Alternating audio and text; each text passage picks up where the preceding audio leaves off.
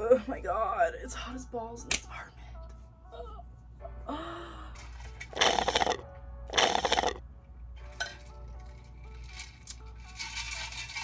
Ice water, cool me off. Welcome back to Romance and Rosé, where we exclusively read romance and hardly ever drink rosé. Could this be a more chaotic intro for me? I'm literally sitting on the floor. I have a week's worth of unfolded laundry piled up behind me. You're welcome for the view. I just got unready for the day. And if you still love me the way I am, we can be friends. We can be homies. So for today's video, it's very casual. I'm going to go through my book cart and all of the new books that I have acquired in the last month and a half. If you follow me pretty religiously over on TikTok and Instagram, you will have seen me feature these in many different types of videos, but I don't want the YouTube crowd to miss out on the books I've been hauling in, because some of them, most of them actually, peak. So without further ado, let's get into it. I'm gonna start with my most recent purchases and then work our way backwards. I've been doing this vertical series over on my TikTok and Instagram called Barnes and Hopeful, where I go to Barnes and Noble with a set budget. There are set rules. One of those rules is that I have a random letter generator tell me what book titles I'm allowed to look for that week. And this past week I did an episode with baby sister Rosé. We had a blast, but we were generated the letter L, and I walked away with two: Love Me, Stalk Me by Laura Bishop and The Lovers by Kristen Cast. But then I also had to get the other book in the series, Fortune, because hello? Look at how cute they are with their little sprayed edges. They're both signed by the author Kristen, who is an Oregon local, slay queen. I've had my eye on this one for quite some time. It's actually already downloaded into my Kindle. I just have this feeling it's a book that I want to have in my collection. This looks like it's going to be a fun, dark stalker rom-com.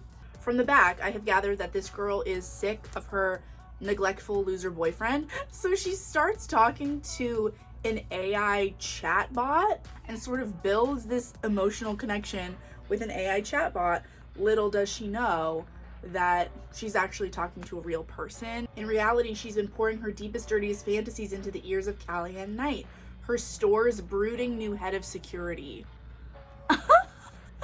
And he's just eating it up, as he should. This just looks ridiculous in all the right ways, and I'm really excited to read it. And also, as soon as I posted that episode, a bunch of people were flooding my comments saying that they had already read it and it was really good. So the people are never wrong.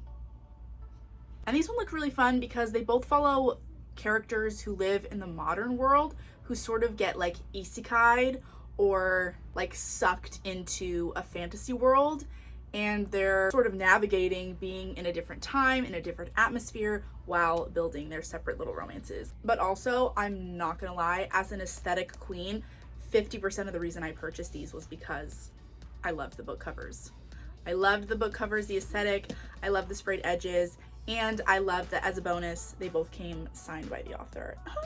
Now, if you do follow me on TikTok and Instagram and have been following along with my Barnes and Hopeful series, in the last episode where I purchased this, I didn't actually get to read you guys the whole synopsis like I normally do, because since I was shopping with my sister and we were going back and forth featuring twice as many books as most normal episodes, we were just kind of running out of time to do the full synopsis, and we both ended up getting more than one book and we were just running out of time. So just for you, I will read the entire synopsis of The Lovers for you.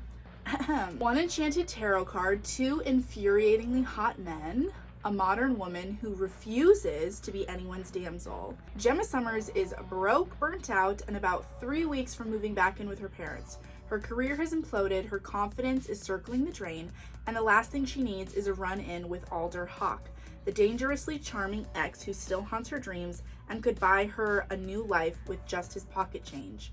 When a magical tarot card sends them spiraling, literally, into another realm, they land in a steampunk-inspired kingdom of cups. Gemma is forced to rely on the man who shattered her trust, broke her heart, and somehow still makes her weak in the knees. But surviving in a world of tower fall is anything but simple, especially when she's caught between her ex who wants to own her and a roguish former king who sees through every one of her defenses. With secrets mounting, identities unraveling, and her heart very much on the line, Gemma must decide, will she cling to the version of herself she built in the real world, or risk everything to become the woman she was always meant to be?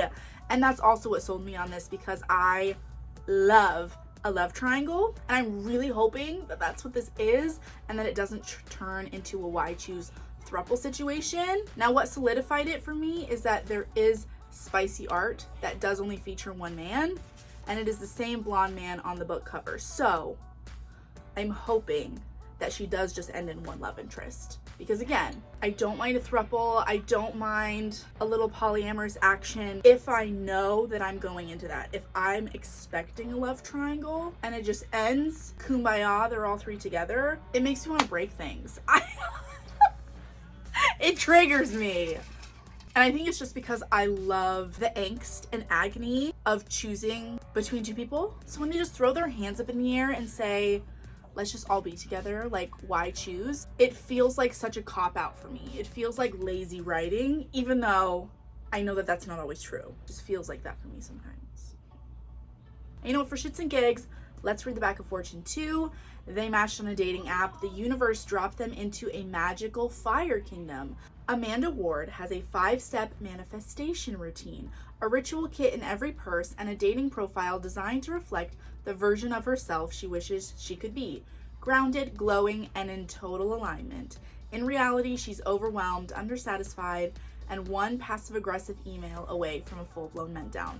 Relatable. When a sext thread with her in-app temptation, Declan Thorne, leads to an invitation she can't resist, Amanda finds herself face-to-face with the man behind the messages, a devastatingly hot, emotionally constipated venture capitalist. And the moment she tries to bring a bit of magic into their night, a tarot-triggered portal yanks them into another realm entirely. So kind of like the other book. I think this one is actually book 1, and The Lovers is book 2. Now stranded in a kingdom of wands with an aggravating, broody CEO turned reluctant bodyguard and zero clue how to get home, Amanda's facing nightly on-stage performances, suspicious queens, and magic that refuses to cooperate. You know what's throwing me? They're spelling magic on the back of this with a CK. It's like throwing my dyslexia off. I feel like I'm saying it wrong. What's worse than her biggest issue might not be the kingdom. It might be catching real feelings for the one man who makes her want to drop the act. To survive and find their way back home, she'll have to ditch the affirmations and the carefully controlled persona she's been clinging to and learn how to wield something way more powerful, her truth, even if it burns everything down. Slay.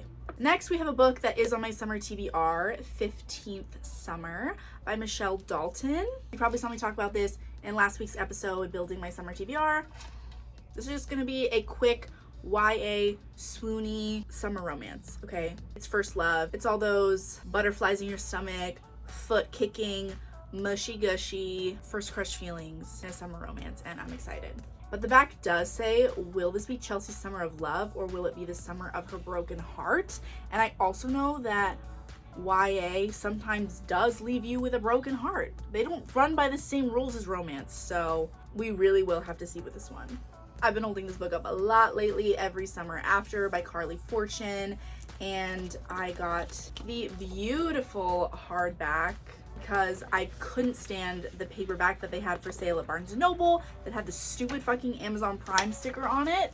Like, I get it, it's fine for advertisements if it can be removed, but when it is a permanent part of the book cover, go to jail. Go to jail, I don't want that on my book cover. So I had to order this one online. The TV show just came out. A lot of people are being haters about it. If you want my opinion, I thought it was really good. So many people were saying too that like the show made the characters seem different and like not true to how they were in the book. I'm actually gonna call total BS on that because I literally finished reading this a couple days before the show came out, and I felt like I was watching the characters I just read jump out onto the screen. The casting felt really good to me. They made some changes here and there and expanded on characters that really aren't explored much in the novel, but overall I was really happy with it and felt like it still kept the spirit of the book that I just read. I'm also in the middle of book 2 right now, One Golden Summer, which is Charlie the older brother's story, and I'm really, really hoping that the TV show gets picked up for a season 2, because that would be criminal behavior, and I'm gonna blame all of you hater bitches for my unhappiness if that happens. Next we have Never by Jessa Hastings. This is supposed to be a super angsty Peter Pan retelling, and I was really reluctant to purchase this because Jessa Hastings is on my shit list for the Magnolia Park series. I really didn't like it, and the reviews for it are pretty split on Goodreads. Some people adored it, said they ate it up in one sitting, but a lot of people said that they wanted to love it, but it was actually just really bad. So I did take a risk, but I do have a soft spot for classic fairy tale retellings. I just do. Little Pieces of the Light by Emma Scott. After meeting at 10, a lonely genius and a kind-hearted girl promised to stay in touch, but Xander's letters never reached Emery, leaving them both feeling betrayed and heartbroken. You guys know how I feel about an angsty childhood friends to lovers. Case in point. There's just something about like the purity of a connection built as kids. No matter how that transitions into adulthood, it gets me every time. If I read a synopsis and it starts out with like, I've known them my whole life, or when I was in elementary school we met, I'm instantly invested and want to give you a chance. Was this also the one that had the amnesia trope? No, okay, that's this one, which honestly kind of gives similar vibes, correct? Is it the font? Is it the coloring? They are different books, different authors. If You Stayed by Brittany Cherry. This is also, you guys, can you tell a theme? This is also, I think, a childhood friends to lovers, right? There was once a man who loved me until he forgot every memory we've shared. Gabriel St. Clair will forever be my first best friend, my first kiss, my first love, my first heartbreak. The accident that nearly took his life ripped the memory from me, from his grasp. And for the last few decades, shut up, I've let the guilt of that one terrible night keep us apart, okay? And then present day, she's like married in a terrible relationship, and he has come back into her life as like a contractor for like a new house build or something like that, and he doesn't remember her, but she remembers him. And is wondering if maybe she could get him to remember her, or if they could build something new together and actually like stay to build the connection instead of what she did last time, which was flee after whatever happened. You guys, I have a type. Sue Me. Good for Her by Taylor Page. This is another one that I had many people slide into my DMs and my comments saying was a really good read. It's supposed to be another gritty, dark rom-com with a revenge plot, a sexy ex-boyfriend. Basically, this girl's mom died on the set of a TV show some time ago, and now she has been cast in the reboot for this show. And apparently she has a list of people who had something to do with her mom's death, and she's crossing names off the list one by one. Her ex-boyfriend is a professional liar, also somehow working on the show, I think. And for all 6 names that she has on her list, he'll kind of orchestrate opportunities for her to confront these people for 6 opportunities to sleep with her. Okay, very excited for this one. Given by Elena R. Gallia. This is a dark fantasy. This girl sort of knows her whole life that she's meant to be a given, and one day she sneaks into her friend's given ceremony and sees her being slaughtered as a ritualistic sacrifice. She had no idea that that's what being a given entails. She runs away. Sexy man, instantly drawn to her, finds her, but he's the one who's supposed to be hunting her down and bringing her back. So I think she saves his life somehow, and as like a debt, he gives her like a 1-day head start before he has to start hunting her again, and they fall in love, obviously. So that one just sounded really interesting to me. I also love a man who's like supposed to be hunting you down. He's not supposed to love you. It's forbidden. You're his target. But then when he has you in his grasp, he can't help but let you slip through his fingers because he just can't bring himself to hurt you. Yeah. Hey, so you know what's the worst thing in the world when you're filming? is when you run out of memory card storage and you don't have another clear memory card to just pop right in. So you have to pause filming completely, plug in your memory card to your computer, clear out some space before you can pop that back in. Ugh, I hate it. Anyway, let's continue. Lucky Girl Summer by Morgan Elizabeth. She likes to write what I call girly giddy giggles, foot-kicking rom-coms that also have pretty good spice. The back of this book is kind of giving me, you remember that movie Lucky Girl with Lindsay Lohan and Chris Pine, but a little bit different, right? He's the boss, she's the assistant. He's not necessarily unlucky. He's just grumpy. She believes everything happens for a reason. She believes in signs. She makes wishes on 11/11. She gets fired from her job. Yikes. Takes a new job that she's really liking, and then she finds out that her new boss is a guy that she had a one-night stand with. It says here that it's just his luck that he would find himself increasingly obsessed with his new bubbly assistant and more obsessed with making all of her whimsical wishes come to life, okay? So he has a soft spot for her, and he also runs like luxury resorts that he's working on an expansion of luxury clubs for. So it's sexy, it's mysterious, he's rich, say less. It's giving like the perfect poolside read vacation rom-com, okay? Forever My Girl by Laura Pavlov. So good, you guys. I already read this and it's perfect. And you want to know why I think that? Because it is a childhood friends to lovers. And another one. It is small town. It is so swoony. These two have been best friends. Inseparable since they were kids. Just never thought of each other like that. They always dated other people. She finds herself, after a bad breakup, in need of a little TLC. So she moves in with him for a couple months before she's gonna be starting this new gig. And they bond and end up sort of starting this no strings attached, friends with benefits, sort of you teach me how to be sexy, feel sexy again. Because she doesn't have a lot of experience and he does. He realizes the reason things have never worked out with any other woman in his life is because none of them have been her. My kryptonite. Fox by Paisley Hope and Forged in Fire by A.L. Jackson. I'm showing these both at the same time because although they're definitely separate stories, they're both sort of dark motorcycle club, secret society, romantic suspense. Both are gonna have really good plots, but also really good spice. This is the first book in a new series. This is the third book in an ongoing series. I love the vibes of both equally, and I'm equally excited to read them. Speaking of first book in a series, West of Forever by Corinne Michaels. This is a special edition that I was sent in a PR box. There are only 300 copies printed. Hello?